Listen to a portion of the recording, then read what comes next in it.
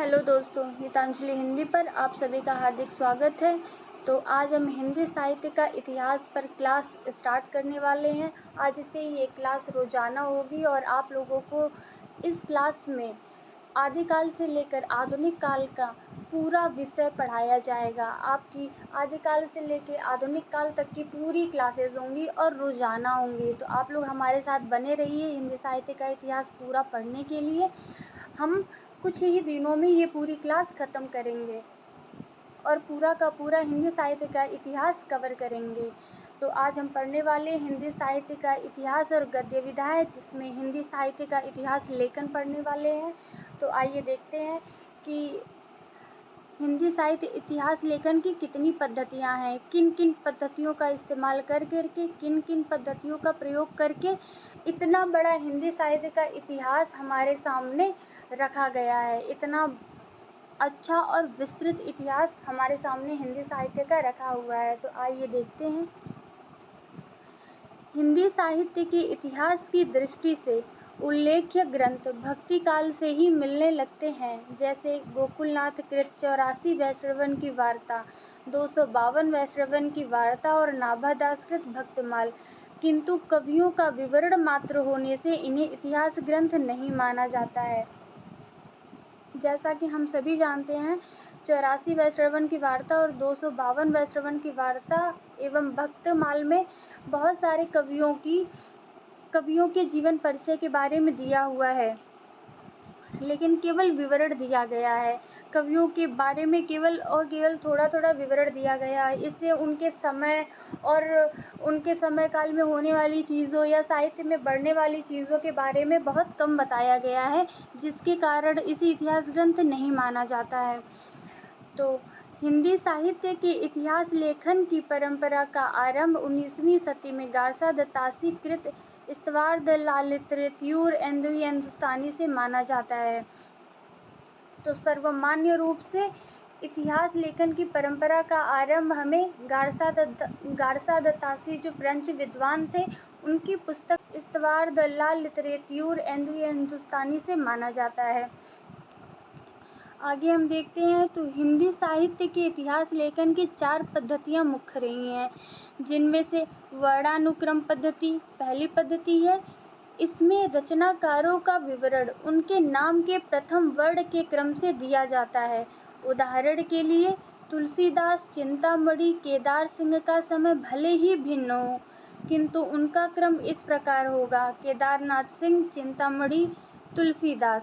इसे ऐतिहासिक दृष्टि से असंगत माना जाता है, क्योंकि यह इतिहास लेखन नहीं शब्दकोश लेखन की तरह होती है। गारसा दत्तासी और शिव सिंह सेंगर ने इसका प्रयोग किया। तो इसके बारे में वर्णानुक्रम पद्धति के बारे में हम देख लेते हैं कि इसकी क्या खामियां थी।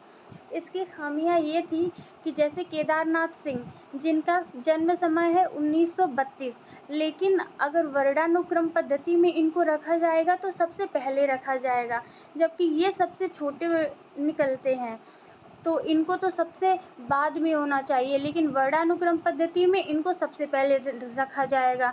तुलसीदास जी सबसे पहले आते हैं। तो तुलसीदास जी और चिंतामणि और केदारनाथ सिंह में तुलसीदास जी सबसे पहले आते हैं, लेकिन वर्णानुक्रम पद्धति के अनुसार तुलसीदास जी को सबसे बाद में रखा गया है। इसके कारण ये पद्धति साहित्य इतिहास लेखन के लिए उचित नहीं प्रयुक्त हुई, इसलिए इसको छोड़ दिया गया। आगे हम कालानुक्रम पद्धति देखते हैं। वर्णानुक्रम पद्धति से इतिहास लेखन गारसा दत्तासी और शिव सिंह सेंगर ने किया है। गारसा दत्तासी की पुस्तक हम ऊपर देख चुके हैं, स्तवार द लालित्यूर एंदुई हिंदुस्तानी है, और शिव सिंह सेंगर जी की पुस्तक है शिव सिंह सरोज। 1883 में आई थी ये पुस्तक। अब हम कालानुक्रम पद्धति देखते हैं। इसमें रचनाकारों का विवरण उनके काल के क्रम से दिया जाता है। रचनाकार की जन्म तिथि को आधार बनाया जाता है। इतिहास लेखन की दृष्टि से इसे भी अधूरा समझा जाता है, क्योंकि इस पद्धति से लिखे ग्रंथ भी वर्णानुक्रम पद्धति की तरह कवि वृत्त संग्रह मात्र होते हैं। जॉर्ज ग्रियर्सन और मिस्र बंधुओं ने इसका प्रयोग किया है। यद्यपि ग्रियर्सन में विधेयवादी पद्धति के कुछ आरंभिक सूत्र भी मिलने लगते हैं। यहाँ एक शब्द आया, कविवृत्त संग्रह। कविवृत्त संग्रह का मतलब क्या है कि कवियों के बारे में थोड़ी थोड़ी जानकारियाँ, और लेकिन बहुत सारे कवियों को एक ही संग्रह में संग्रहित कर दिया गया है, थोड़ी थोड़ी जानकारियाँ दे दे करके। कालानुक्रम पद्धति की क्या विशेषता है?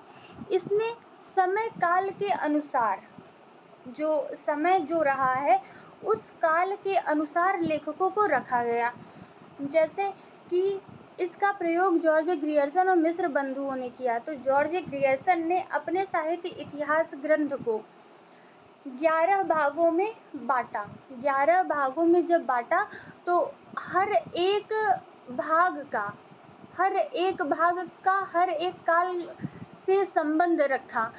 प्रत्येक जो उनका भाग है वो एक काल से संबंध रखता है। तो इन्होंने एक काल को आधार बनाया, जिसके कारण ये भी बहुत ज़्यादा प्रयुक्त नहीं हुई, लेकिन ताशी के अपेक्षा ये थोड़ी सही थी।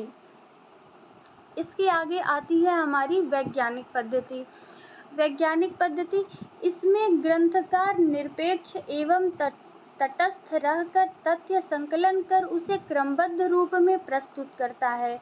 इतिहास लेखन सिर्फ तथ्य संकलन की नहीं बल्कि उनकी व्याख्या एवं विश्लेषण की भी मांग करता है। अतः इस पद्धति को भी अपरिपक्व माना जाता है।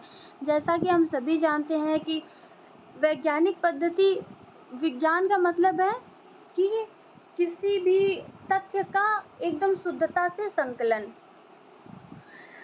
विज्ञान तथ्यों पर ही नज़र डालता है, और जबकि साहित्य इतिहास लेखन में केवल वही चीज़ें, हमें कुछ चीज़ें तो सुनी सुनाई भी लिखनी पड़ती है। कुछ चीज़ें हमें प्राप्त नहीं होती, जैसे कुमार रासो हमें प्राप्त नहीं है, लेकिन उसका जिक्र हमें मिलता है वीरगाथा काल में। तो ठीक ऐसे ही कुछ चीज़ें प्राप्त नहीं होती है सुनी, लेकिन वो सुनने के आधार पर जनता में जीवित हैं, तो इस कारण से हम उसको भी साहित्य की श्रेणी में रखते हैं। लेकिन वैज्ञानिक पद्धति में ऐसा नहीं किया जा सकता, तो इसलिए ये पद्धति भी कुछ ज़्यादा प्रयुक्त नहीं हुई। इतिहास लेखन की ये पद्धति भी बहुत ज़्यादा प्रयोग में नहीं आई। इसके बाद चौथी पद्धति है विधेयवादी पद्धति। फ्रेंच विद्वान तेन ने इसे सुव्यवस्थित सिद्धांत के रूप में स्थापित किया। तेन ने इस पद्धति को 3 शब्दों के माध्यम से स्पष्ट किया: जाति, वातावरण और क्षण विशेष। इस पद्धति के अनुसार किसी भी साहित्य के इतिहास को समझने के लिए उससे संबंधित जातीय परंपराओं, राष्ट्रीय और सामाजिक वातावरण एवं सामयिक परिस्थितियों का अध्ययन विश्लेषण आवश्यक है। किसी भी साहित्य इतिहास को जब हम लिखने जाते हैं तो उस समय का वातावरण हमारे लिए बहुत ज़रूरी होता है। उस समय का क्षण विशेष हमारे लिए ज़रूरी होता है कि उस कौन सा काल है, उसमें किस तरह की रचनाएं हो रही हैं, ये सारी चीज़ें हमारे लिए बहुत ज़्यादा ज़रूरी होती हैं। तो साहित्य इतिहास लेखन की सबसे मानक पद्धति और सबसे उचित पद्धति विधेयवादी पद्धति को ही मानते हैं। इसको सुव्यवस्थित सिद्धांत के रूप में स्थापित करने का श्रेय फ्रेंच विद्वान तेन को जाता है। तेन ने सबसे पहले विधेयवादी पद्धति का प्रयोग किया था। अगर हिंदी में माने तो हिंदी में सबसे पहले रामचंद्र शुक्ल जी ने किया है, जबकि इसका प्रयोग थोड़ा थोड़ा ग्रियर्सन पर भी दिखाई देने लगता है। लेकिन अगर अच्छे तरीके से माने तो रामचंद्र शुक्ल जी ने ही विधेयवादी पद्धति का प्रयोग किया है हिंदी साहित्य का इतिहास लेखन में।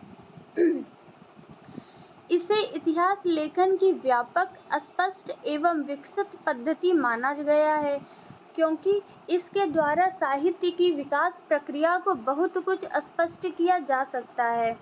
हिंदी में सर्वप्रथम रामचंद्र शुक्ल ने इस पद्धति का प्रयोग किया। उनके बाद रामस्वरूप चतुर्वेदी, बच्चन सिंह आदि प्रख्यात साहित्य इतिहासकारों ने इस पद्धति को आगे बढ़ाया। यह तथ्य उनके निम्नलिखित उद्धरणों से स्पष्ट होता है। रामचंद्र शुक्ल। प्रत्येक देश का साहित्य वहाँ की जनता की चित्तवृत्तियों का संचित प्रतिबिंब होता है। आदि से अंत तक इन्हीं चित्तवृत्तियों की परंपरा को परखते हुए साहित्य परंपरा के साथ उसका सामंजस्य बिठाना ही साहित्य कहलाता है। प्रत्येक देश का साहित्य वहाँ की जनता की चित्तवृत्तियों का संचित प्रतिबिंब होता है। ये कोटेशन आप लोग याद रखें क्योंकि ये एग्जाम में बहुत बार पूछा गया है, तो ये मोस्ट इम्पॉर्टेंट समझ करके इसको याद रखें। रामस्वरूप चतुर्वेदी जी कहते हैं कि कवि का काम यदि दुनिया में ईश्वर के कामों को न्यायोचित ठहराना है तो साहित्य के इतिहासकार का काम है कवि के कामों को साहित्य इतिहास की विकास प्रक्रिया में न्यायोचित दिखा सकना। ये आपको हिंदी साहित्य का इतिहास संपादक जिसके डॉक्टर नगेंद्र और डॉक्टर हरदयाल जी हैं उसमें मिल जाएगा ये कोटेशन। ये कोटेशन भी बहुत इम्पोर्टेंट है, ये भी एग्ज़ाम में पूछा जा चुका है।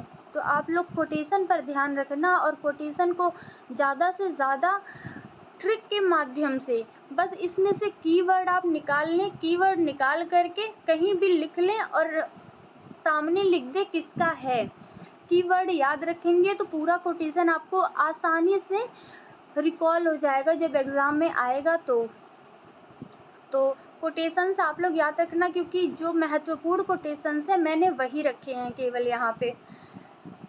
आगे हम साहित्य इतिहास दर्शन पर नज़र डालते हैं।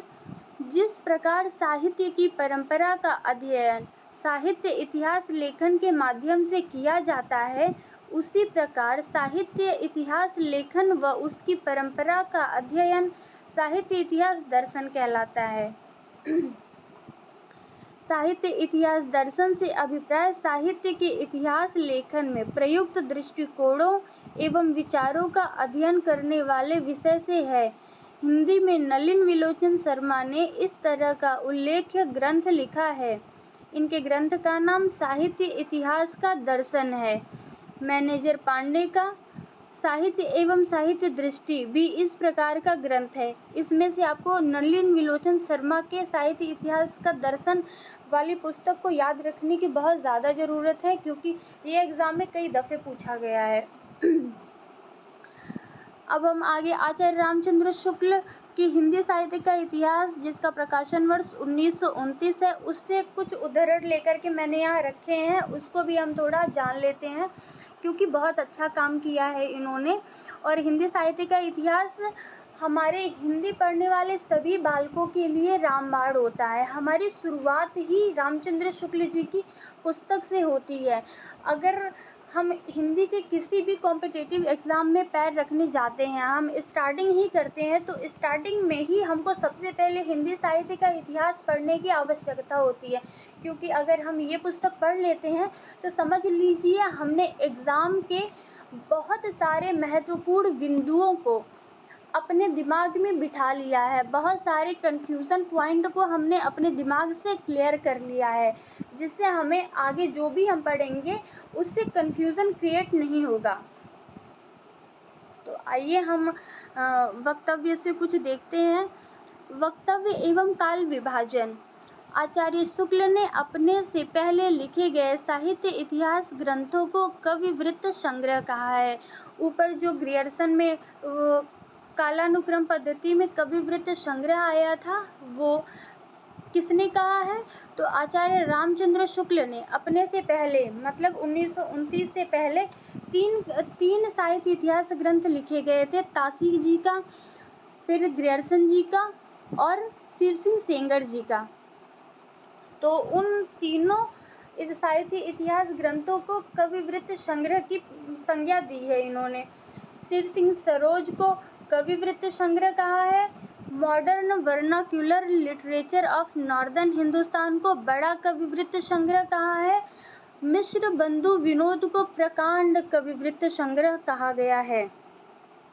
ये तीनों आप देख के रहें कि ये भी एग्ज़ाम में पूछा गया है कि किसको कविवृत्त संग्रह, किसको बड़ा कविवृत्त संग्रह और किसको प्रकांड कविवृत्त संग्रह कहा गया है। ये भी एग्ज़ाम में पूछा हुआ है तो इस पर इस पे आप लोग अपनी नज़र बनाए रखें। नामकरण 2 आधारों पे किया है। किन किन 2 आधारों पर? काल विभाग के भीतर प्राप्त होने वाली विशेष ढंग की रचनाओं की प्रचुरता व उनके स्वरूप के अनुसार। आचार्य रामचंद्र शुक्ल ने जो काल विभाग किया है, अपने साहित्य इतिहास को उन्होंने 4 भागों में बांटा है: वीर गाथा काल, मध्यकाल, रीतिकाल, फिर आधुनिक काल। तो उन्होंने जो नामकरण किए हैं, ये पूरे अपने साहित्य इतिहास ग्रंथ में जो काल विभाग का नामकरण किया है, उसमें किन ढंग पर किया है नामकरण, ये आप देख लें। काल विभाग के भीतर प्राप्त होने वाली विशेष ढंग की रचनाओं की प्रचुरता व उनके स्वरूप के अनुसार। मतलब कि जिस तरह की पुस्तक हमें जिस काल विभाग में ज़्यादा प्राप्त होती हैं, उस काल विभाग का नाम वही कर दिया है उन्होंने। जैसे आदिकाल में उन्होंने वीरता पूर्वक पुस्तकें उनको ज़्यादा मिली हैं, जिसके कारण उन्होंने आदिकाल का नाम वीर गाथा काल कर दिया है। जैसे कि अगर उनको वीर गाथा काल की उनको 9 पुस्तकें मिलती हैं और बाकी सारी पुस्तकें मिला करके 12 होती हैं। जैसे कुछ भक्ति के हो गए, कुछ श्रृंगार के हो गए, कुछ सिद्धों के हो गए। तो ऐसी पुस्तकें उनको अगर 12 भी मिलती हैं, लेकिन उनकी मात्रा किसी की 4 है, किसी की 6 है, किसी की 5 है, ऐसे मिला करके 12 हो गई हैं, तो उन्होंने उसको साइड में रख दिया है, क्योंकि वीर गाथा काल की उनको 9 पुस्तकें मिली हैं। तो सबसे ज़्यादा उनको वीर गाथात्मक ही पुस्तकें मिली हैं, जिसके कारण उन्होंने उस पुस्तकों की प्रचुरता के कारण उस काल का नाम वीर गाथा काल रख दिया है। और दूसरा क्या है? ग्रंथों की प्रसिद्धि के आधार पर, क्योंकि प्रसिद्धि भी किसी काल की लोक प्रवृत्ति की प्रतिध्वनि है। जिस काल में हम जिस तरीके की रचनाएं सबसे ज़्यादा पसंद करेंगे, जैसे कि रीतिकाल में श्रृंगार रस से भरपूर रचनाएं राजा लोग ज़्यादा पसंद करते थे, तो रीतिकाल का नाम इसलिए उन्होंने रीतिकाल रख दिया। क्योंकि जिस तरीके की रचनाएं राजा पसंद करेंगे, कवि उसी तरीके की तो रचनाएं लिखेंगे। अगर रीतिकाल में वो भक्ति काल की रचनाएं लिख जाए, रीतिकाल में वो वीर गाथात्मक रचनाएं या वीर गाथा काल की रचनाएं लिखने लग जाए, तो उनको पैसे कहाँ से मिलेंगे। तो जिस तरीके की राजा मांग करते थे या जनता मांग करती थी, उस तरीके की रचनाएं वो लोग लिखा करते थे। तो जिस तरह की रचनाओं की प्रसिद्धि थी, प्रसिद्धि के आधार पर भी उन्होंने नामकरण किया है। तो इनके नामकरण के 2 आधार मिल गए हमें। आगे, किसी काल विस्तार को लेकर यूं ही पूर्व और उत्तर नाम देकर 2 हिस्से कर डालना ऐतिहासिक विभाग नहीं कहला सकता है। ये उनका कोटेशन है आचार्य रामचंद्र शुक्ल का। किसी काल के कवियों की साहित्यिक विशेषताओं के संबंध में मैंने जो संक्षिप्त विचार प्रकट किए हैं, वे दिग्दर्शन मात्र के लिए। इतिहास की पुस्तक में किसी कवि की पूरी क्या अधूरी आलोचना भी नहीं हो सकती। ये भी आचार्य रामचंद्र शुक्ल जी का कोटेशन है। ये भी एग्जाम में पूछा जा चुका है, तो कृपया इसे आप लोग ध्यान रखें। आधुनिक काल में गद्य का आविर्भाव सबसे प्रधान साहित्यिक घटना है। आधुनिक काल की सबसे प्रधान साहित्यिक घटना आचार्य रामचंद्र शुक्ल क्या मानते हैं? गद्य का आविर्भाव। गद्य का आविर्भाव सबसे प्रधान साहित्यिक घटना मानते हैं। फिर उन्होंने लिखा कि वर्तमान लेखकों और कवियों के संबंध में कुछ लिखना अपने सिर पर एक बला मोल लेना ही समझ पड़ता था। फिर उन्होंने आगे भी लिखा था कि पर क्या करूं, जी न माना। मतलब मैंने यहाँ पर नहीं उसको कोट किया है, लेकिन आगे उन्होंने ये भी लिखा है कि उन्होंने लिखा, उनके बारे में भी लिखा, क्योंकि उनका मन नहीं मान रहा था लिखने के लिए। रीतिकाल के कवियों के परिचयात्मक विवरण मैंने प्रायः मिश्रबंधु विनोद से ही लिए हैं। तो उन्होंने रीतिकाल के कवियों का परिचयात्मक विवरण कहाँ से लिया है? मिश्रबंधु विनोद से लिया है। मिश्रबंधु विनोद के अतिरिक्त सामग्री सहयोग के लिए इन ग्रंथों के नाम शुक्ल जी ने दिए हैं। उन्होंने अपने साहित्य इतिहास लेखन में किन किन ग्रंथों का सहयोग लिया है, वो पुस्तकें निम्न हैं। हिंदी कोविद रत्नमाला बाबू श्याम सुंदर दास जी की पुस्तक है। कविता कौमुदी राम नरेश त्रिपाठी जी की पुस्तक है। ब्रज माधुरी सार वियोगी हरि जी की पुस्तक है। कविता कौमुदी में 7 तरीके की कविताओं का संकलन है। कविता कौमुदी राम नरेश त्रिपाठी जी का, जिसमें ब्रज भाषा के, उर्दू के, संस्कृत के, हिंदी के और इसी तरीके 7 तरह की कविताओं का संकलन है कविता कौमुदी में। आगे, प्रत्येक देश का साहित्य वहाँ की जनता की चित्तवृत्ति का संचित प्रतिबिंब होता है। शुक्ल जी का काल विभाजन एवं नामकरण। उनके साहित्य इतिहास लेखन की पुस्तक में उन्होंने किस तरीके का नामकरण या काल विभाजन किया, ये हम देख लेते हैं। आदिकाल, जिसको वीरगाथा काल कहते हैं, संवत 1050 से 1375 ईस्वी है। ईस्वी नहीं, संवत में है ये। अगर हमको ईस्वी निकालना है तो इसमें से 57 घटा देंगे। संवत जितना भी 1050 है तो इसमें से 57 घटा देंगे, जितना आएगा उस ईस्वी से वीरगाथा काल का प्रारंभ मानते हैं। भक्ति काल का संवत है, भक्ति काल का आरंभ वो मानते हैं 1375 से 1700 ईस्वी। रीतिकाल का समय मानते हैं 1700 से 1900 ईस्वी। आधुनिक काल को गद्य काल संवत कहते हैं, उसका समय सीमा मानते हैं 1900 से 1984 ईस्वी। अब साहित्य इतिहास लेखन की परंपरा में हम दूसरे ग्रंथ एवं ग्रंथकार व उनके समय के बारे में देखते हैं। तो इस बार साहित्य इतिहास पुस्तकों के बारे में थोड़ी सी जानकारी ले लेते हैं कि कौन कौन सी पुस्तकें हैं और कौन कौन सी हमारे लिए बहुत ज़्यादा महत्वपूर्ण हैं। तो पहली पुस्तक है इस्तवार द ला लिटरेत्यूर एंदुई हिंदुस्तानी, गारसादत तासी जी ने लिखी है। ये 2 भागों में है। पहला भाग है 1839 ईस्वी में, दूसरा भाग है 1847 ईस्वी में। इसका दूसरा संस्करण आया है 1871 ईस्वी में। इसमें 3 खंड कर दिए गए थे। इसमें उर्दू और हिंदी के 738 कवियों का विवरण उनके अंग्रेजी वर्ण के क्रम से दिया गया था। केवल 72 कवि हिंदी से संबंधित थे। मतलब 738 कवियों में से 72 कवि हिंदी के थे, बाकी उर्दू के कवि थे। यह फ्रेंच भाषा में लिखा गया था। एंदुई का अर्थ हिंदवी और हिंदुस्तानी उर्दू था। इसे ब्रिटेन और आयरलैंड की प्राच्य साहित्य अनुवादक समिति की ओर से पेरिस में प्रकाशित किया गया था, जिसमें काल विभाजन और नामकरण का कोई प्रयास नहीं किया गया था। तो यहाँ हमें समझ में आता है कि जो फ्रेंच में लिखा गया था गारसादत तासी द्वारा, उसमें काल विभाजन और नामकरण का कोई प्रयास नहीं किया गया था। आगे डॉक्टर लक्ष्मी सागर वार्ष्णेय ने इस ग्रंथ में वर्णित हिंदी रचनाकारों संबंधी सामग्री का हिंदी अनुवाद हिंदुई साहित्य का इतिहास शीर्षक से 1952 ईस्वी में प्रकाशित कराया। जैसा कि हमने पीछे पढ़ा है कि 738 कवियों में से 72 कवि हिंदी के थे।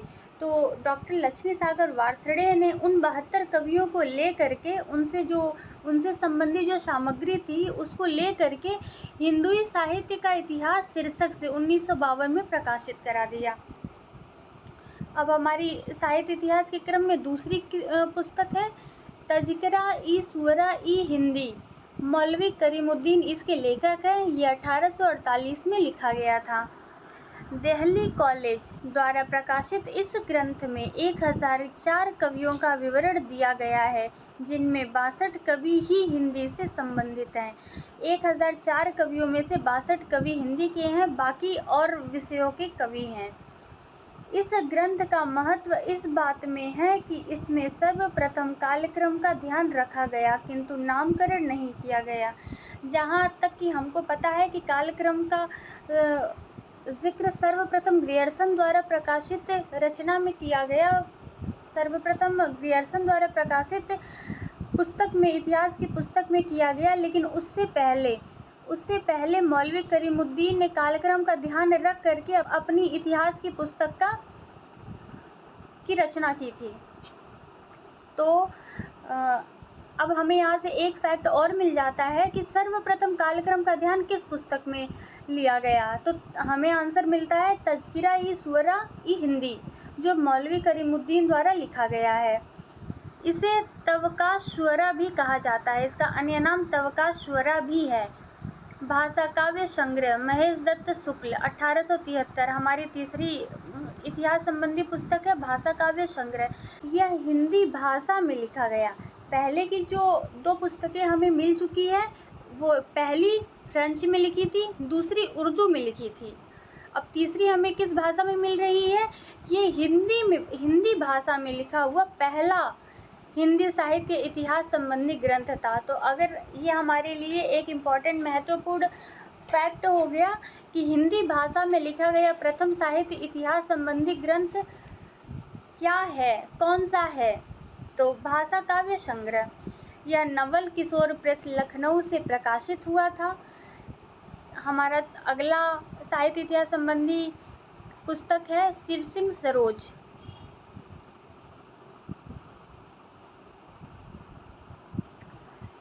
शिव सिंह सेंगर 1883 ईस्वी में नवल किशोर प्रेस लखनऊ से प्रकाशित किया गया। इस ग्रंथ में सर्वप्रथम 1000 से ज़्यादा भाषा कवियों का विवरण दिया गया। इसी से यह बाद के इतिहासकारों के लिए आधार भी रहा। इसके पूर्वार्ध में 838 कवियों की रचनाओं के नमूने तथा उत्तरार्ध में 1003 कवियों का जीवन परिचय दिया गया। इसमें गार्सा दत्तासी के ही अनुसरण से वर्णानुक्रम पद्धति का प्रयोग किया गया है। काल विभाजन एवं नामकरण का प्रयास इसमें भी नहीं किया गया है। The modern vernacular literature of northern Hindustan George Grierson का 1888 में प्रकाशित पुस्तक है। इस ग्रंथ का प्रकाशन एशियाटिक सोसाइटी ऑफ बंगाल की पत्रिका के विशेषांक के रूप में हुआ था।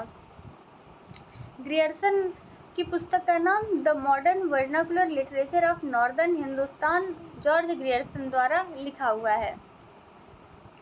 बहुत से विद्वानों ने इसे सही अर्थों में हिंदी साहित्य का पहला इतिहास ग्रंथ माना है। जॉर्ज ग्रियर्सन की पुस्तक को बहुत से विद्वानों ने सही अर्थों में हिंदी साहित्य का पहला इतिहास ग्रंथ माना। इसमें सर्वप्रथम हिंदी साहित्य का भाषा की दृष्टि से क्षेत्र निर्धारित करते हुए हिंदी के इतिहास को संस्कृत, पाली, प्राकृत एवं अरबी फारसी मिश्रित उर्दू से पृथक किया गया था। इसमें पहली बार कवियों को कालक्रमानुसार वर्गीकृत करते हुए उनकी प्रवृत्तियों को उद्घाटित भी किया गया। संपूर्ण ग्रंथ 11 अध्यायों में विभक्त है तथा प्रत्येक अध्याय एक काल का सूचक है। हर अध्याय का नामकरण भी किया गया है। इसमें कुल 952 कवियों को शामिल किया गया है, जिनमें से 886 कवियों के विवरण का आधार शिव सिंह सरोज है। यहाँ हमें स्पष्ट रूप से देखिए मिल रहा है कि जॉर्ज ग्रियर्सन ने अपने पुस्तक में कवियों के विवरण कहाँ से लिए? तो शिव सिंह सरोज से लिए। उन्होंने सर्वप्रथम भक्ति काल को 16 से 7वीं सदी को स्वर्ण युग कहा है। तो यह हमारे लिए एक महत्वपूर्ण फैक्ट है कि किसने सर्वप्रथम भक्ति काल को स्वर्ण युग कहा? तो जॉर्ज ग्रियर्सन ने। किशोरी लाल गुप्त ने इसका अनुसाहित्य का प्रथम इतिहास के नाम से 1957 ईस्वी में प्रकाशित करवाया। किशोरी लाल गुप्त ने इसका अनुवाद हिंदी साहित्य का प्रथम इतिहास के नाम से 1957 ईस्वी में प्रकाशित करवाया। मिश्र बंधु विनोद मिश्र बंधु द्वारा रचित है। इसका प्रथम 3 भाग 1913 में और चौथा भाग 1934 में प्रकाशित किया गया। इसमें 4,551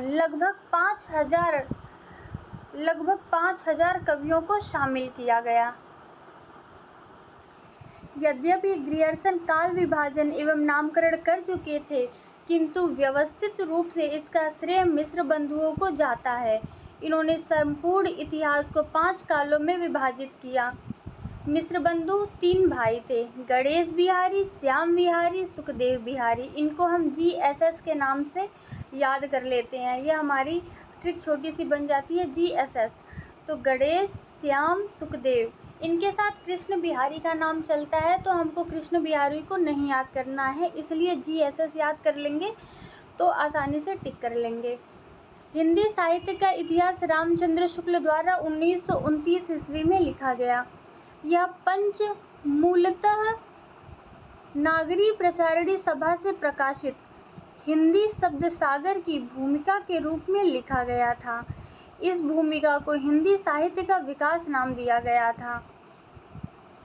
यह हिंदी का सर्वाधिक प्रख्यात इतिहास ग्रंथ है। इसमें रचनाकारों के इतिवृत्त की बजाय उनके रचनात्मक वैशिष्ट्य पर बल दिया गया। विधेयवादी पद्धति का प्रयोग करते हुए तत्कालीन युगीन परिस्थितियों के संदर्भ में हिंदी साहित्य के इतिहास को विश्लेषित किया गया। अपभ्रंश साहित्य को हिंदी से अलगाते हुए पूर्व पीठिका के रूप में वर्णित किया गया। संपूर्ण इतिहास का इतना तार्किक एवं सुव्यवस्थित काल विभाजन किया कि परवर्ती इतिहास ग्रंथों में प्रायः उसका ही प्रयोग किया गया। इन्होंने संपूर्ण इतिहास का इतना तार्किक व सुव्यवस्थित विभाजन किया है कि इनके आगे जितने भी इतिहास ग्रंथ लिखे गए उन सब में इसका ही प्रयोग किया गया, जैसे बच्चन सिंह, डॉक्टर नगेंद्र इत्यादि। हिंदी साहित्य का आलोचनात्मक इतिहास 1938, इसके रचनाकार डॉक्टर रामकुमार वर्मा जी हैं। छायावादी कवि रामकुमार वर्मा द्वारा रचित इस इतिहास ग्रंथ में उनकी काव्यात्मक भाषा ने पाठकों को आकर्षित किया था। अपनी विस्तृत सामग्री, उसकी आकर्षक प्रस्तुति एवं भाषा के कारण यह ग्रंथ प्रभाव छोड़ने में सफल रहा। इसमें सिर्फ आदिकाल व भक्तिकाल 693 ईस्वी से 1693 ईस्वी तक की अवधि को ही स्थान मिला है। आगे का भाग वे नहीं लिख पाए। तो हमें 693 से किस आलोचक ने आदिकाल की शुरुआत मानी है? तो हमें रामकुमार वर्मा जी मिलते हैं। रामकुमार वर्मा ने 693 ईस्वी से आदिकाल की शुरुआत मानी है। निर्गुण ज्ञानाश्रयी शाखा को संत काव्य तथा निर्गुण प्रेमाश्रयी शाखा को सूफी काव्य नाम दिया। इसमें अपभ्रंश साहित्य के बड़े हिस्से को भी शामिल कर संधिकाल शीर्षक के अंतर्गत प्रस्तुत किया गया था। वर्मा जी ने इसी से आदिकाल को संधिकाल एवं चारण काल कहा था। आचार्य हजारी प्रसाद द्विवेदी ने कोई स्वतंत्र इतिहास ग्रंथ नहीं लिखा, किंतु उल्लिखित तीनों ग्रंथ साहित्य इतिहास संबंधी ही हैं एवं इनमें एक अनिश्चित साहित्य इतिहास दृष्टि भी मिलती है। तो यहाँ हमें देखने को मिलता है कि आचार्य हजारी प्रसाद द्विवेदी ने कोई स्वतंत्र रूप से इतिहास ग्रंथ की रचना नहीं की है, मतलब ऐसा उन्होंने विचार बना कर के इतिहास ग्रंथ नहीं लिखा है, लेकिन उनके जो व्याख्यान रहे हैं, उनकी जो प्रस्तुतियाँ रही हैं, वो इतिहास ग्रंथ का ही काम करती हैं। आगे हमें देखने को मिलेगा। तो आचार्य द्विवेदी इतिहास को परंपरा के विकास के रूप में व्याख्यायित करते थे। इन्होंने विश्व भारती के गैर हिंदी भाषी साहित्य जिज्ञासुओं को हिंदी साहित्य से परिचित करवाने हेतु जो व्याख्यान दिए थे, उन्हें ही संशोधित परिवर्धित कर हिंदी साहित्य की भूमिका नामक ग्रंथ तैयार किया गया था। हिंदी साहित्य की भूमिका 1940 में इनका प्रकाशित हुआ था। जो इन्होंने व्याख्यान दिए थे, उस व्याख्यान को ही संशोधित करके ये प्रकाशित करवाया गया था। आदिकाल का स्वरूप निर्धारण। भक्तिकाल के उदय की पृष्ठभूमि, पूर्ववर्ती सिद्धांतों से भक्तिकालीन संत काव्यधारा का संबंध, उद्घाटन। हिंदी सूफी काव्य का आधार संस्कृत प्राकृत अपभ्रंश की काव्य परंपराओं को मानना आदि उनको साहित्य इतिहासकार के रूप में उपलब्धियां प्राप्त कराती हैं। इनकी साहित्य इतिहास संबंधी निम्न पुस्तकें हैं। तो ऊपर के पैरा में हम देखते हैं कि उन्होंने आदिकाल का स्वरूप निर्धारण किस विषय से किया, ये हमने देख लिया। अब इनकी कुछ इतिहास संबंधी पुस्तकें हैं, देख लेते हैं। हिंदी साहित्य की भूमिका 1940 में प्रकाशित हुई है। हिंदी साहित्य उद्भव और विकास 1952 ईस्वी में प्रकाशित हुआ है। हिंदी साहित्य का आदिकाल ये भी 1952 में ही प्रकाशित हुआ है। हिंदी साहित्य का वैज्ञानिक इतिहास, जिसके रचनाकार डॉक्टर गणपति चंद्र गुप्त हैं, इसका रचना काल है 1965 ईस्वी। आचार्य शुक्ल द्वारा प्रतिपादित ढांचे में आमूल-चूल परिवर्तन करने का एक सार्थक प्रयास इस ग्रंथ के माध्यम से किया गया। संपूर्ण इतिहास को 3 कालों में विभक्त किया गया: प्रारंभिक काल, मध्यकाल और आधुनिक काल। इसमें साहित्य इतिहास के विकासवादी सिद्धांतों की प्रतिष्ठा करते हुए उसके आलोचक में हिंदी साहित्य की नूतन व्याख्या प्रस्तुत करने की चेष्टा की गई है। हिंदी साहित्य का इतिहास संपादक डॉक्टर नगेंद्र एवं डॉक्टर हरदयाल, 1973 इसका प्रकाशन वर्ष है। डॉक्टर नगेंद्र ने कोई स्वतंत्र रूप से पुस्तक नहीं लिखी है। उन्होंने हिंदी साहित्य का इतिहास नामक पुस्तक को संपादित किया है, ये आप लोग ध्यान में रखें। डॉक्टर नगेंद्र के संपादन में 26 विद्वानों के सहयोग से यह विशद ग्रंथ रचा गया था। इतने विद्वानों के कारण एक ऐतिहासिक दृष्टि संपूर्ण ग्रंथ में आद्योपांत नहीं हो पाई है, किंतु फिर भी प्रत्येक काल व उससे जुड़े रचनाकारों पर सरल भाषा में अपेक्षाकृत अधिक प्रामाणिक व व्यवस्थित सामग्री के कारण यह विद्यार्थियों में विशेष रूप से प्रचलित है। हिंदी साहित्य और संवेदना का विकास, रामस्वरूप चतुर्वेदी, 1986 ईस्वी। साहित्य इतिहास लेखन के लिए व्यास सम्मान सहित कई पुरस्कार प्राप्त करने वाला यह ग्रंथ अपनी लोकप्रियता एवं आकर्षण में अद्वितीय है। अलबत्ता रामस्वरूप चतुर्वेदी मूलतः आचार्य शुक्ल की दृष्टि से प्रभावित हैं, किंतु फिर भी उन्होंने शुक्ल जी के युगीन दृष्टिकोण और द्विवेदी जी के परंपरावादी दृष्टिकोण में परस्पर संबंध बनाते हुए लिखा है। शुक्ल जी की बहुत सी स्थापनाओं को स्थापित करने के प्रयास से भी उनकी मौलिकता क्षरित नहीं होती। शुक्ल जी की परंपरा को गंभीरता से पुनर्परिभाषित किया है। यहाँ हमें देखने को मिलता है कि रामस्वरूप चतुर्वेदी जी शुक्ल जी की धारणा को ही स्वीकार करते हैं और उनके ही पग चिन्हों पे आगे बढ़ते हैं, थोड़ा सा हेरफेर करके। हिंदी साहित्य इतिहास संबंधी प्रमुख ग्रंथ एवं ग्रंथकार, हम कुछ प्रमुख ग्रंथ देख लेते हैं। इस्तवार द ला लिटरेत्यूर हिंदुस्तानी, गारसा दत्तासी, 1839 ईस्वी। तज़किरा ई शुअरा ई हिंदी, तबकात शुअरा जिसका अगला नाम है तबकात शुअरा, मौलवी करीमुद्दीन, 1848 ईस्वी। भाषा काव्य संग्रह, 1873, महेश दत्त शुक्ल, शिव सिंह सरोज, 1883, शिव सिंह सेंगर इसके रचनाकार हैं। The modern vernacular literature of northern Hindustan, 1888 ईस्वी, जॉर्ज ग्रियर्सन। हिंदी कोविद रत्नमाला, 2 भाग, 1909-1914, श्याम सुंदर दास इसके रचनाकार हैं। मिश्र बंधु विनोद, 1913, मिश्र बंधु इसके रचनाकार हैं।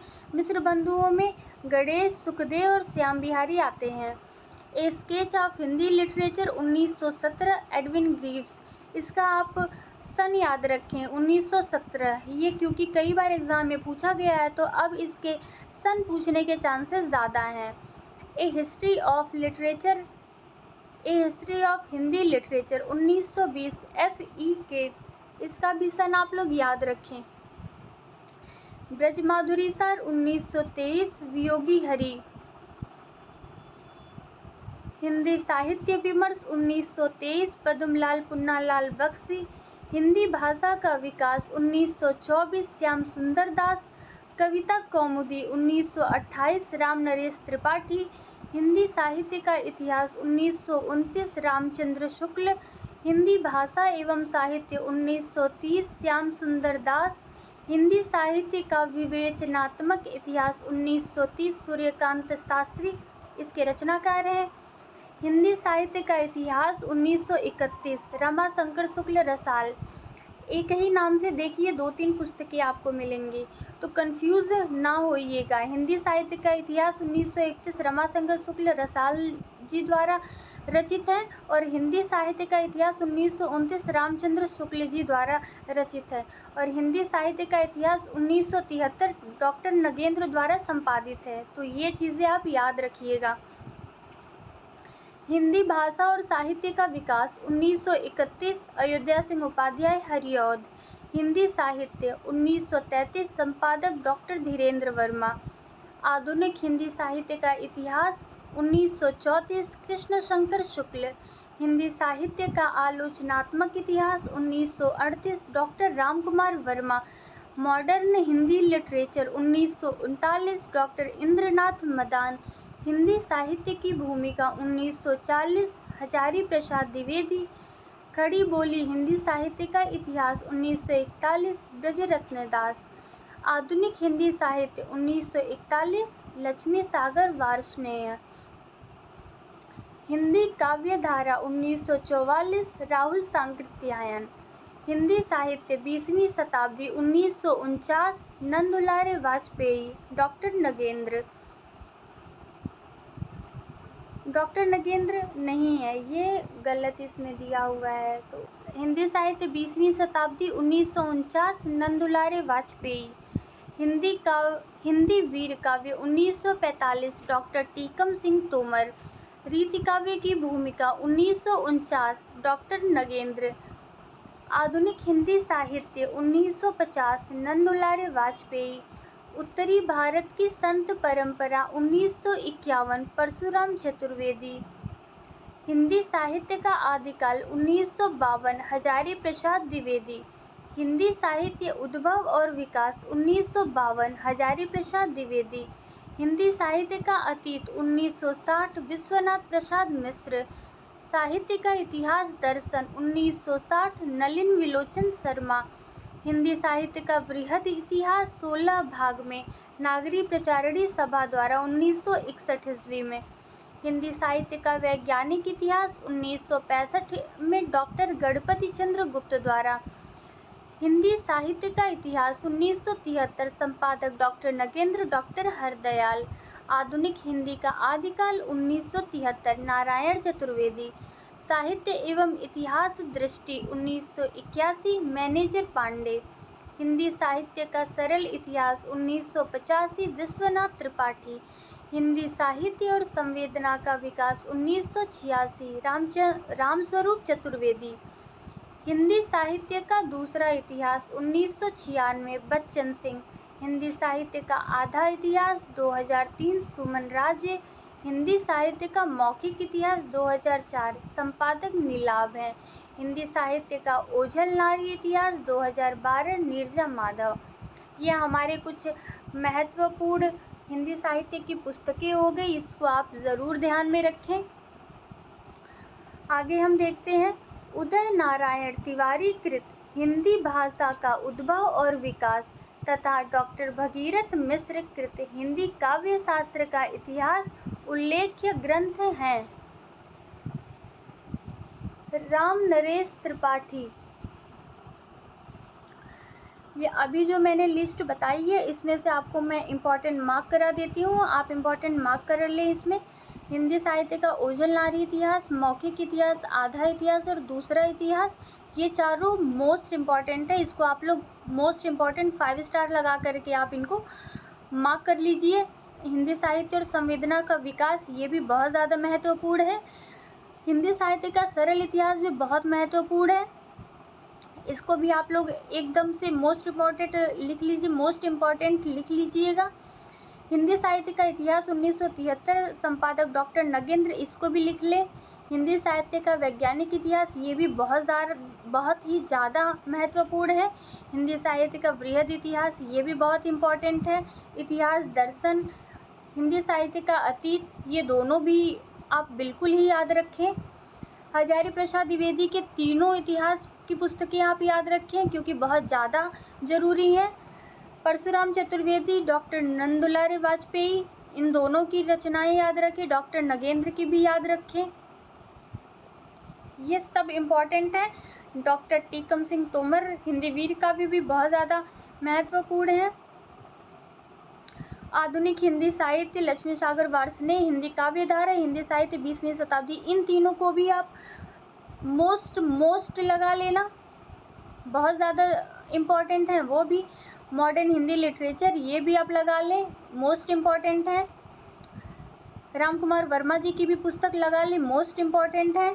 इसके बाद हम आते हैं, इसके बाद हमारी है श्याम सुंदर दास जी की हिंदी भाषा एवं साहित्य, बहुत ज़्यादा ज़रूरी है। हिंदी साहित्य का इतिहास भी बहुत ज़्यादा ज़रूरी है, मोस्ट इम्पॉर्टेंट है। कविता कौमुदी, हिंदी भाषा का विकास, हिंदी साहित्य विमर्श, ये सब भी बहुत ज़्यादा इम्पॉर्टेंट हैं। तो जिन पर मैं इम्पॉर्टेंट मार्क करा रही हूँ, आप उसको मोस्ट इम्पॉर्टेंट मार्क कर लें क्योंकि वो आपको याद होना ही चाहिए, वो आपको याद ही रहना चाहिए। अगर आप हिंदी से किसी भी कॉम्पिटिटिव एग्ज़ाम की तैयारी कर रहे हैं तो ये एडविन ग्रीव्स और पादरी F.E.K. की दोनों लोगों की रचनाएं आपको मुँह बोली ज़बानी याद होनी चाहिए। ब्रज माधुरी सार, मिश्र बंधु विनोद, श्याम सुंदर दास की रचना, the modern vernacular, Shiv Singh Saroj, Bhasha Kavya संग्रह, इस्तवार द लाल लिटरेच्योर। मतलब इस पेज का आपको सारा का सारा याद होना चाहिए। इस पेज का सारा का सारा आपके लिए मोस्ट इम्पॉर्टेंट है। इस पेज में मैंने जो भी MIMP करवाया है उसको आप ध्यान रखें, नज़र बनाए रखें उस पर, क्योंकि जो इम्पॉर्टेंट हैं पुस्तकें वही मैंने आपको मार्क कराया है, उसको ज़रूर याद रखें आप लोग। अब हम आगे देखते हैं। उदय नारायण तिवारी कृत हिंदी भाषा का उद्भव और विकास तथा डॉक्टर भगीरथ मिश्र कृत हिंदी काव्यशास्त्र का इतिहास उल्लेख्य ग्रंथ हैं।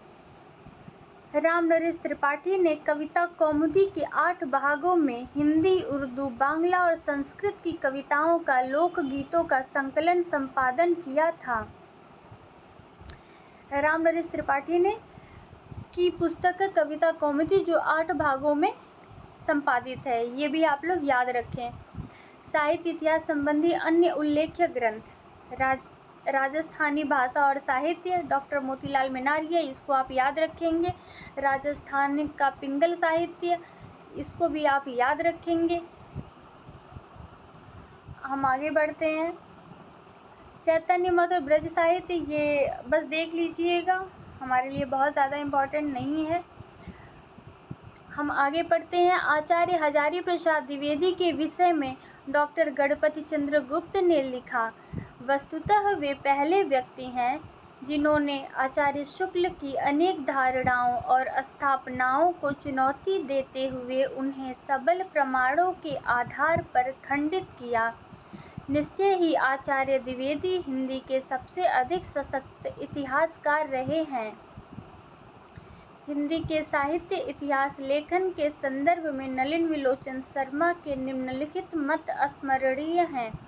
हिंदी साहित्य का पहला इतिहास लेखक गारसा दत्तासी था, यह निर्विवाद है। हिंदी के विधेयवादी साहित्य इतिहास के आदम प्रवर्तक शुक्ल जी नहीं प्रत्युत ग्रियर्सन हैं।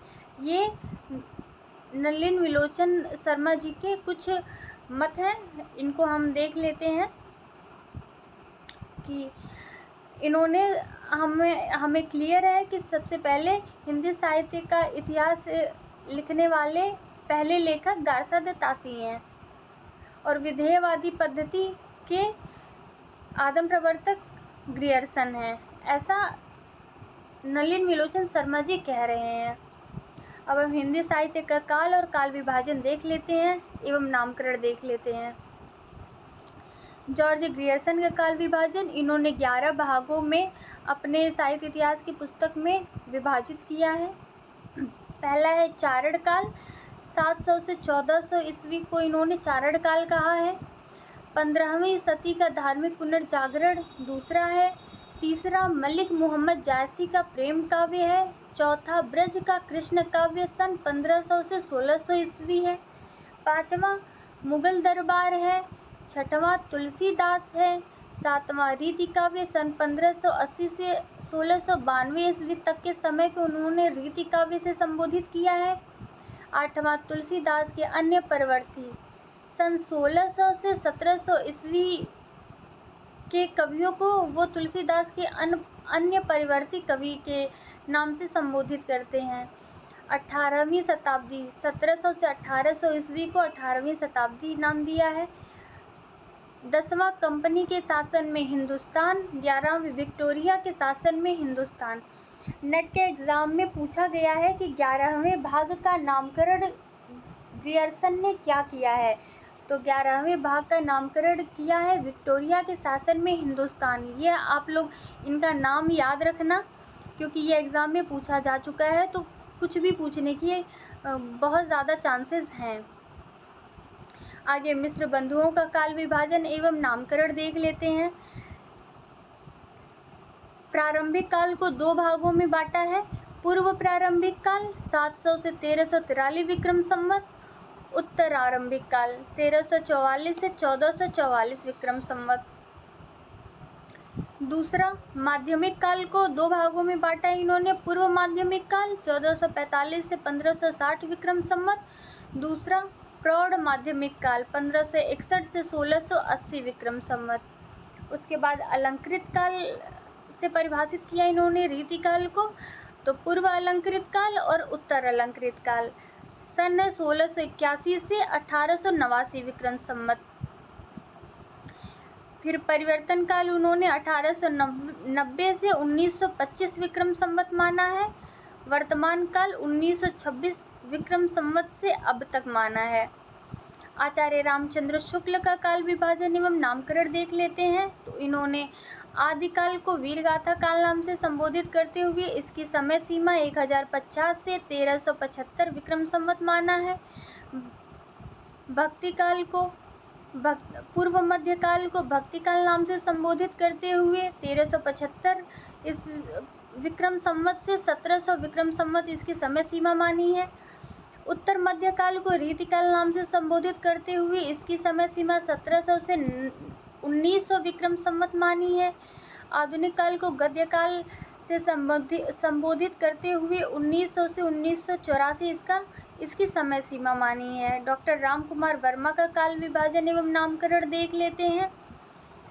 इन्होंने प्रारंभिक काल को 2 भागों में बांटा है, संधि काल और चारण काल। संधि काल की समय सीमा 750 विक्रम संवत से 1000 विक्रम संवत मानते हैं। चारण काल की समय सीमा 1000 से 1375 विक्रम संवत मानते हैं। इसके बाद भक्ति काल, रीति काल, आधुनिक काल की समय सीमा इन्होंने आचार्य रामचंद्र शुक्ल से ग्रहण कर ली है। एकदम आचार्य रामचंद्र शुक्ल के पग चिन्हों पे चलते हैं। आगे हम हजारी प्रसाद द्विवेदी का काल विभाजन एवं नामकरण देख लेते हैं। आदिकाल की समय सीमा इन्होंने 1000 से 1350 विक्रम संवत माना है। 2 भक्ति काल की समय सीमा 1350 से 1700 विक्रम संवत माना है। रीति काल की समय सीमा 17 से 1900 विक्रम संवत माना है। आधुनिक काल की समय सीमा 1900 से अब तक मानी है।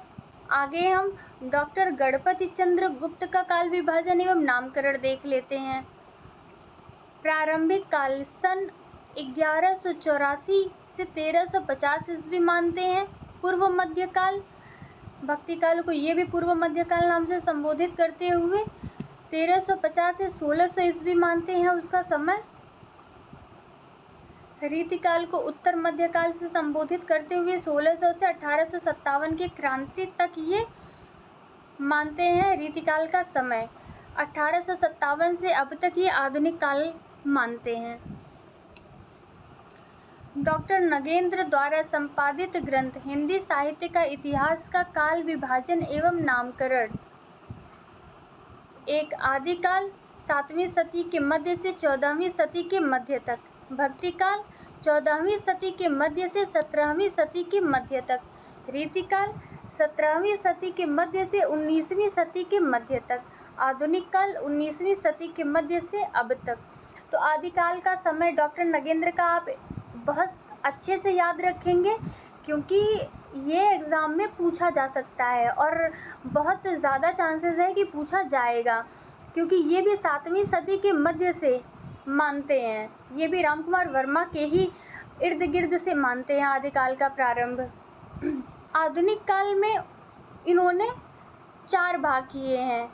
पहला पुनर्जागरण काल, भारतेंदु युग 1857 से 1900 ईस्वी तक मानते हैं।